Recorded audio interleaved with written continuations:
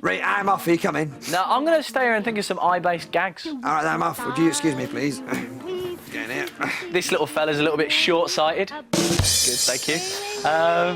Iris, short... I tell you, in fact, hacks, wait up. Here's Horrible History Gory Games. Oh, eye drop. Yes!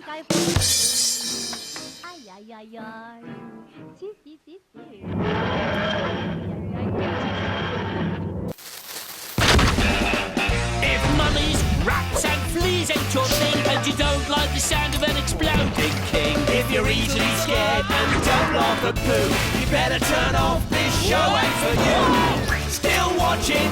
Then let's test your brains with Horrible Histories Gory Games.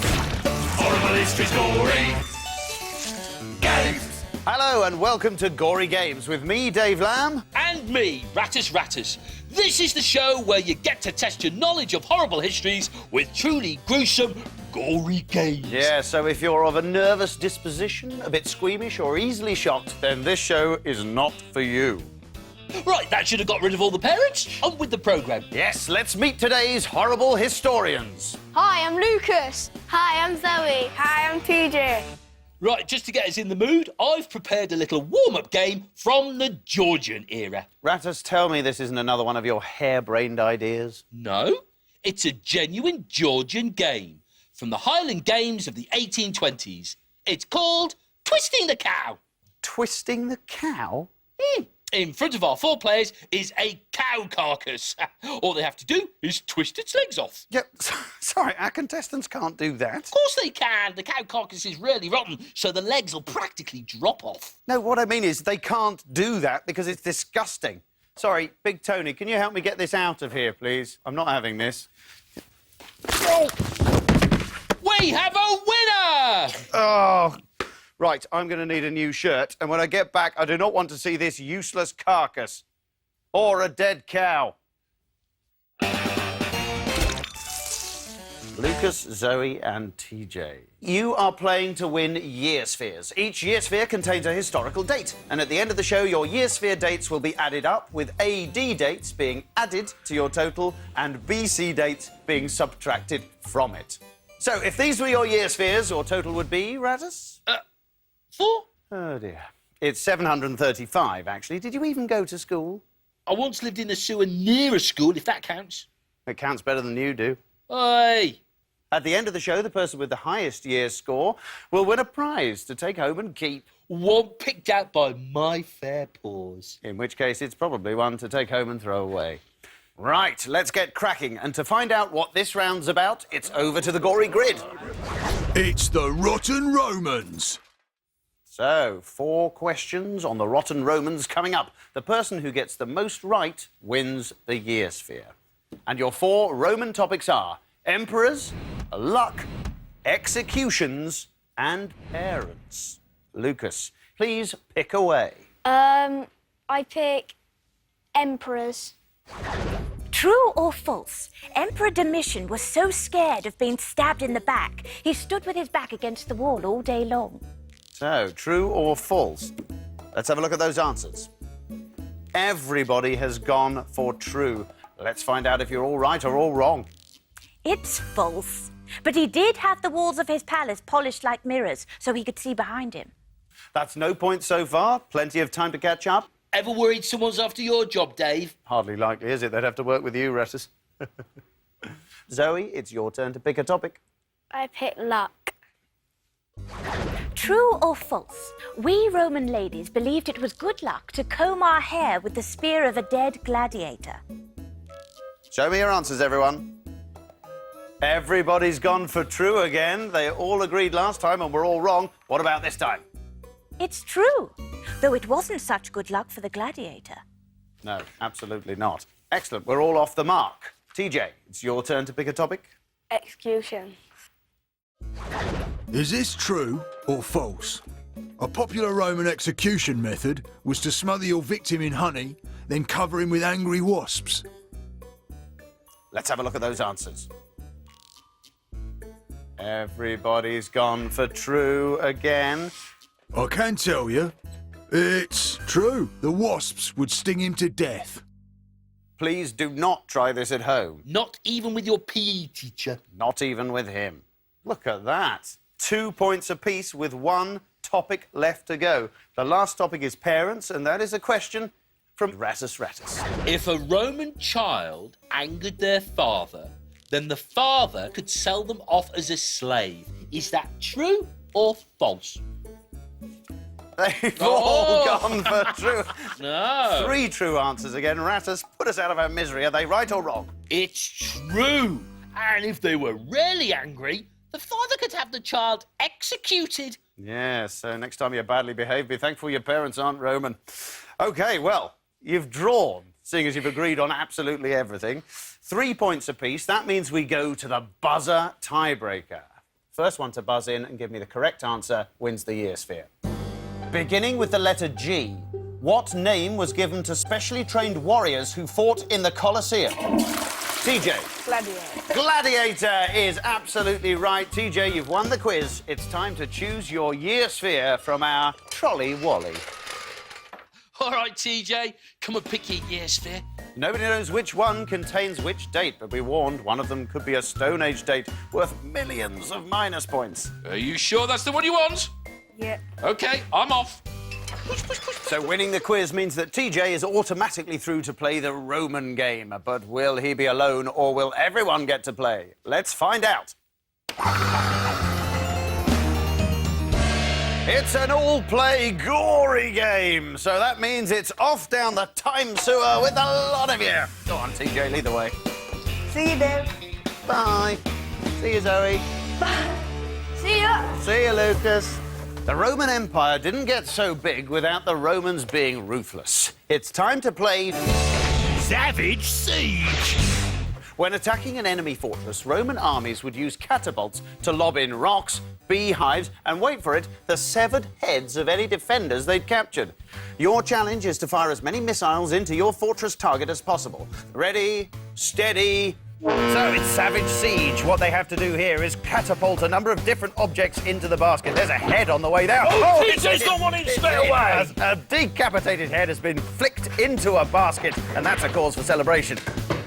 They've got lots of different objects here. They've got rocks. There's a rock. Lucas loading up a rock. There's a beehive, which he's going to attempt to fling in, TJ. That's fallen short, but he's got a head in there, so he's in the lead by a head, Rattus. Quite literally. Absolutely. By 2 heads. There's a second head landing nicely. Well, it's an excellent start from TJ. And it's a decent start from Lucas. He's landed one there in his net in the end lane. Here he lines up a head. Oh, and that scores 2. They're neck and neck. Well, head and head. Now, Zoe, that's a better effort. She's put that into TJ's Oh, basket. no. Well, that won't count, I have to say, Rattus. And why should it? You know, it wasn't him who put it in there. But Zoe, TJ is putting plenty in there himself, though, isn't he? He's forged way ahead of Lucas now, who's dropped back dramatically. TJ's on the point of mastering this, isn't he, Rattus? He certainly is, Dave. The skill to this game appears to me to be vary or pull on the catapult in relation to the weight of the object being catapulted, with the stones weighing twice as much as the head and the beehive being a variable weight depending on the number of bees and honey on board.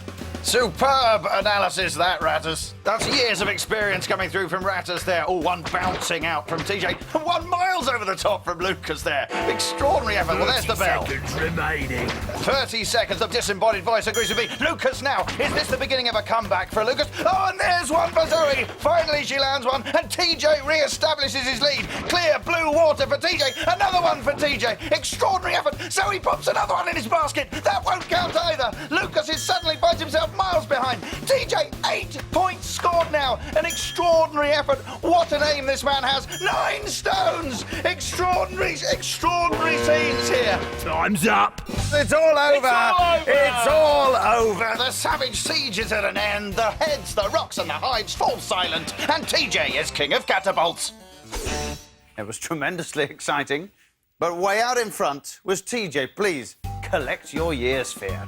You were absolutely brilliant at that. And Zoe, TJ was doing well enough on his own without your help. What happened there? I don't know. I just don't think my aim was right. And Lucas, you started off with an absolute rocket, didn't you? Yeah, was but good. it just went wrong. It went wrong.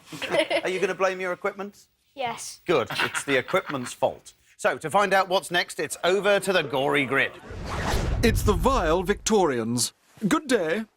So 4 questions again, and here are your all-important Victorian topics. Schools, Crimean War, parlourmaids and gadgets. Zoe, it's your turn to pick first this time. Schools. How were you punished at a Victorian school if you left ink blots and finger marks on your work? A, being caned, B, having to do the work again, or C, death? So is it A, B or C? Let's have a look at those answers. Everybody has gone with A. Well, let's find out if they're all right or all wrong. The answer is A, you were caned. Usually with a specially thin cane because they hurt more. You weren't punished by death. Even Victorian schools weren't that bad. No, thankfully they weren't that bad. TJ, it's your turn to pick a topic. Gadgets. Gadgets. Prop question, prop question, prop question. This is a genuine Victorian gadget. But what was it for? Was it A, a backside protector for schoolboys when they were caned? He loves all that stuff. Was it B, a belly warmer for coach drivers? Bums and tums, loves them both. Or was it C, a headache cure? So, show me now. And at last, they have disagreed on something. The actual correct answer is B. It was a belly warmer for coach drivers, so Lucas picks up the point. Hey, do you want to know the best way to keep your belly warm? What's that? Plenty of fur. Not something we can all do. Lucas, it's your turn to pick a topic. Crimean War. Crimean War. Ratus, in your own time? Which of these items of clothing does not take its name from the Crimean War? Was it A, the balaclava, B, the Wellington boot, or C, the cardigan? OK. Let's see your answers now, please. Up they come. Zoe and TJ agreeing on B. Lucas out on his own again on C. Ratus, which is it? The answer is B, the Wellington boot, named after the Duke of Wellington, famous from the Battle of Waterloo, and that wasn't part of the Crimean War. The cardigan was invented by the Crimean officer, Lord Cardigan, and the balaclava was named after the famous Crimean Battle of Balaclava. Oh, I've just come over all Brady again. At last, a bit of peace and quiet. I'm up again. Couldn't last. Never mind. Everyone on 2 points. Excellent. Last question this round is on parlourmaids, and here it comes. A parlourmaid in a posh Victorian house had to work long days. But just how long were their days? Were they A, 12 hours, B, 14 hours, or C, 16 hours? So, a parlourmaid had to work very long hours, but just how long? Let's see your answers now, please. Wow, Lucas and Zoe agreeing on C. TJ striking out on his own on B. The answer is C. Maids worked 16 hours a day from 6:30 a.m. till 10:30 p.m, but they did get paid nearly £6. That's a year, obviously, not per hour. I'd have done it for that. Lucas and Zoe, it's fingers on buzzers time to decide the fate of the year sphere. Beginning with the letter S, what did all children have to attend after a new law? Lucas. School. School is the correct answer. Well done, Lucas. You've just won your first year sphere. As the quiz winner, you're also through to play the Victorian game, but will it be just you or will the others get to play too? Let's find out. It's a single-play brainy game, so I hope your brain's feeling ready. Lucas, get yourself down that time sewer. Isambard Kingdom Brunel. Designer, engineer, visionary and rubbish magician. Yes, back in 1843, one of the Victorian age's greatest minds got a coin stuck in his throat while doing a magic trick. He eventually managed to dislodge it using a clever device. It's time to play Barmy Brunel. Your challenge is to work out which cog goes where. Once they're all in the right place, you can turn the wheel and flip Brunel upside down to dislodge the coin and win your year sphere. But be quick, you're against the clock, which is starting to tick now. So, Lucas is underway on this Barmy Brunel challenge. He's got a very small one in his hand. Well, that's That's not going to go in there. I can't imagine he'll leave that there. Oh, he's left it there. I'm not entirely sure he understands the principle of cog mechanism. Yes, I don't think you're going to get Brunel moving very far with that tiny little fella lying next to the main crank cog. There's Brunel lying there. He's not going to be doing anything, I don't think. Dave, I have to say, a technological marvel is just one of the phrases that does not describe this machine. Have to agree with you at the moment. Mind you, having said that, once the cogs are in the right place, it definitely does work. The trouble is, Lucas doesn't seem to understand the basic principles here. That's not touching anything. That's not going anywhere.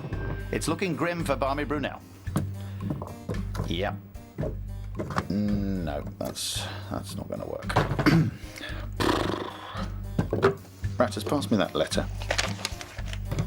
Maybe now's a good time to mention we've had a lovely cake sent in, Rattus, by a Mrs. Jones of East Grinstead. It's a lovely strawberry cake, and we're absolutely delighted to receive it, so thank you very much, Mrs. Jones. We'll have that with a cup of tea later on. Was that the one with blue icing? That was the one with blue icing. I just found that a bit odd. What do you mean? Have you eaten it? Ah, that's a shame. I was looking forward to that. 30 seconds remaining. So just 30 cake-free seconds remaining now. Thank you, Rattus. And it's not happening for poor old Lucas. It's very different, though, isn't it, Rattus, when you're actually down there under the bright lights, when the pressure of the moment's on you. It's all very well sitting up here and seeing how it works, but once you're down there, it's a different story. Oh, quite right, Dave. It's just not going to work out for him here. I think he's running out of time now. Time's up. And he has run out of time, so poor Barmy Brunel is going to have to choke to death, and it's all Lucas's fault. Not really. Welcome back, Lucas. Take your place behind the podium. No year sphere, I'm afraid. Brunel designed all sorts of amazing things, including what was, at the time, the biggest ship in the entire world, the SS Great Eastern. Unfortunately, when the ship was launched, the engine room exploded, killing 6 people. The horror of the explosion gave Brunel heart problems, and he died. That's not funny at all. I know, we should probably move on. Over to the gory grid to find out who's up next. It's the terrible Tudors. 4 questions as always, and here are your 4 Tudor topics. Jobs, executions, nuts, and cures. TJ, it's your turn to lead off. Execution. Executions. How many executions was I responsible for in my lifetime? Was it A, 720, B, 7,200, or C, 72,000? Is it A, B, or C? Show me now. Interesting. The answer is C, 72,000, which coincidentally is roughly my daily intake of calories. Revolting. So, TJ, what a start. 1-0 up. Lucas, it's your turn to pick a topic. Jobs. What did my groom of the stool have to do? A, look after all my royal furniture. B, wipe my bottom. Or C, help me up onto my horse. Let's have a look at those answers. So, Lucas and TJ agreeing on B, Zoe going out on her own with C. The answer is B. He had to wipe my bottom, which was a busy job, given how much I like to eat. Oop. Yes, it might sound like a dreadful job, but groom of the stool was actually a much sought-after position because it meant that you were close to the king. Much too close. In many cases, much too close. Zoe, pick a topic. Cures. Hope you're feeling brainy. Here's my question. What was a Tudor cure for feeling sick? A, swallowing powdered human skull. B, licking a live toad. Or C, eating minced rat brains. Well done. Zoe and TJ going for A. Lucas out on his own with C. The answer is A, swallowing powdered human skull. Hope you got it right. Wow. How on earth they worked out that swallowing powdered human skull would make you feel less sick, I have no idea. OK, TJ has an unassailable lead. He's 3-1-1 up. Collect yourself a year sphere, TJ. So, TJ, you are through to play the Tudor game, but will it be all play or will it be you playing all on your own? Let's find out. It's an all-play brainy game. Well, it's time for you all to clear off down the time sewer. Lead the way, TJ. Bye, Dave. Bye, TJ. I love the way you say goodbye to me every time.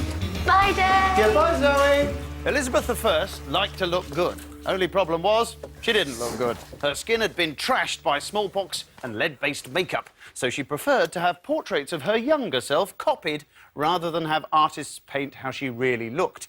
It's time to play Puzzling portraits.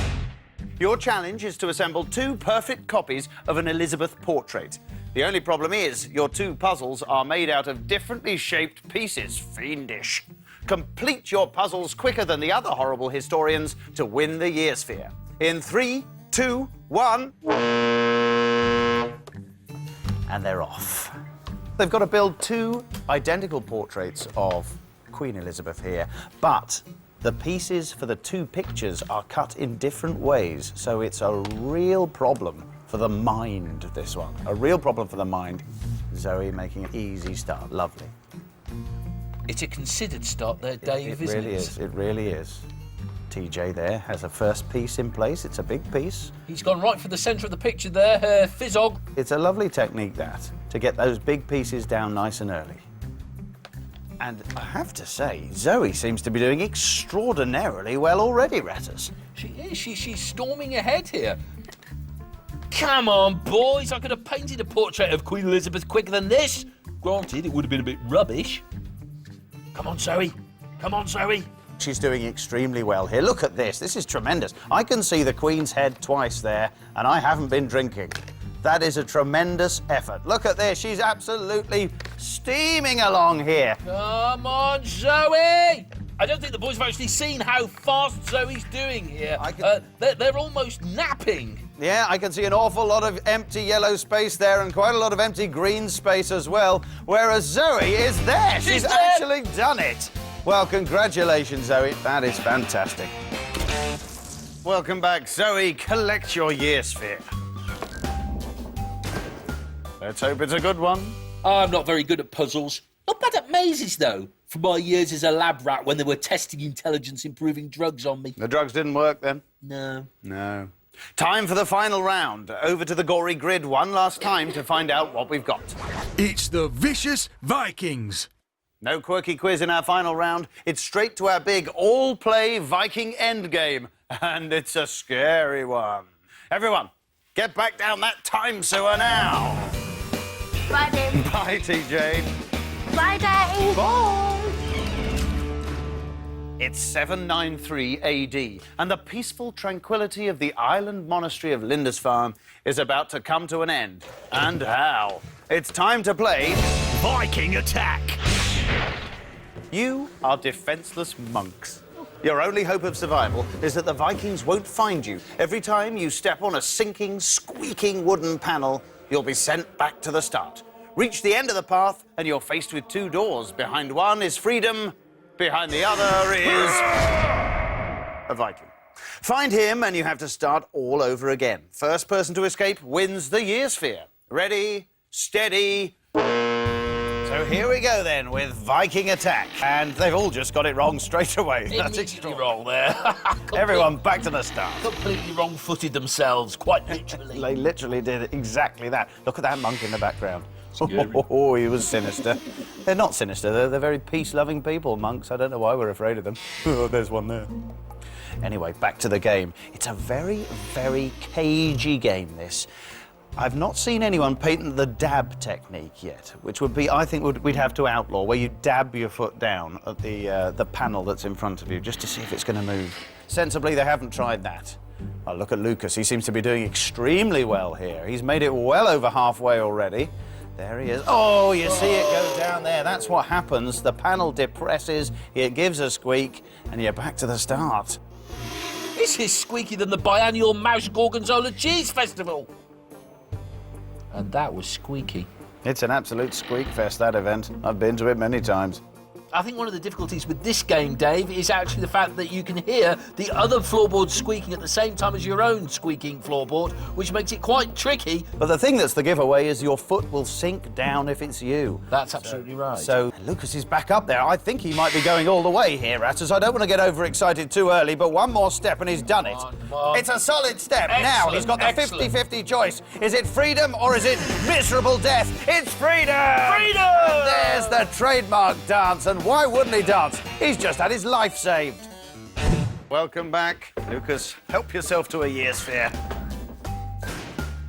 Time to count up those year spheres. And remember, AD years are added to your total and BC years are subtracted from it. So, despite the fact that there's an imbalance in sphere numbers, anyone can still win at this stage. Lucas, we'll start with you. Show me your first sphere, please. 1918 AD, the end of the First World War. Let's have a look at your second one. 1805 AD. The Battle of Trafalgar was that year. That's a total of 3,723. That is an excellent target. Now, Zoe, seeing as we're only up to the year 2011, this could be a problem for you. Let's have a look at what you've got there. Oh, it was 1788 AD, the first European settlement in Australia. TJ, it's all down to you. 3,723 to beat. Can you do it? Let's have a look at your first sphere. 1199 AD, death of Richard the Lionheart. You're up and running. Let's have a look at the second one. 1415 AD, Henry V beat the French at Agincourt. You need 1,110 to win. Let's have a look at that final sphere. 1840 AD, Queen Victoria married Prince Albert, and that means today's winner with 4,454 points is TJ, who gets to take home the incredibly rare star prize. Incredibly rare in that it's incredibly hard to find prizes as bad as the ones Rattus comes up with. So come on then, Rattus, what's today's epic disappointment? Well, for your information, this prize is actually a beautiful ring dating back to the 17th century. That actually does sound pretty good. Unfortunately, this particular ring belonged to a victim of the famous pirate Blackbeard, and as the ring didn't slip easily off the finger, Blackbeard did what any self-respecting pirate would do. He cut the whole finger off! Rattus, you have surpassed yourself. Ooh, thank you. Not a compliment. Well, congratulations to TJ! Yes, there you go. TJ, congratulations. You might want to put it somewhere you can't see it. Well, it just remains for me to say thanks to our champion, TJ, and thanks also to our gallant runners-up, Zoe and Lucas. And no thanks whatsoever to Rattus. Your growing frustration is thanks enough, Dave. You've been watching Gory Games. Goodbye. Was that show messy enough for you? Or would you have preferred a little more poo? Have you had your fill of blood, guts and gore? Or have we left you still wanting more? Well, keep watching. We'll be back again with Horrible Histories Gory Games. Horrible Histories Gory Games. Playing in a field is a lot of fun, especially when that field is littered with donuts, molehills and other silly things, just like in the Sports Superstars football game on the CBBC Games page. Make your own player and then train them up and get yourself to the stadium to win those trophies, baby. Play really well and maybe we'll see you on the leaderboard. Woohoo!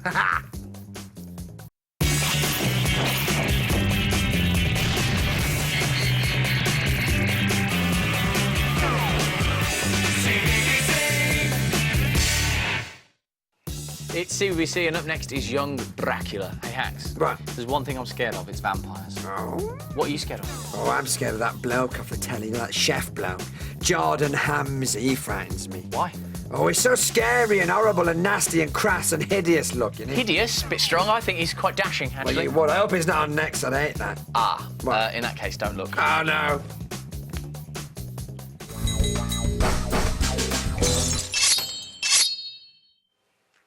I'm Jordan Hansey, and I'm here to turn household woes into not household woes, yeah? And I'm here today to take an old lady's spinner, What? that's washing machine to you and me, and create a nice, good meal, yeah? Let's get started. Yes. Oh, look, excuse me, sir, but you remind me of that chap from the telly, you know, the chef guy. He makes a lovely crispy salmon. I have no idea who you're talking about, big boy. I'm a woman, an old woman. Let's get cracking, right? So for today's recipe, what we're going to need is a nice, tender bit of beef. Oh, lovely. Open up the washing machine, put it straight in. Be careful, will you? Done. Next up, carrots. No peeling, no chopping, straight in there. Mind the... Done. Mind the thing. Finally, let's go. Onion. In it goes. He knows his onions. Done. Yes. Finally, the main ingredient, the piece de resistance, the saucy bit, yeah? Gravy. Oh, lovely. Bit of beef stock. Done.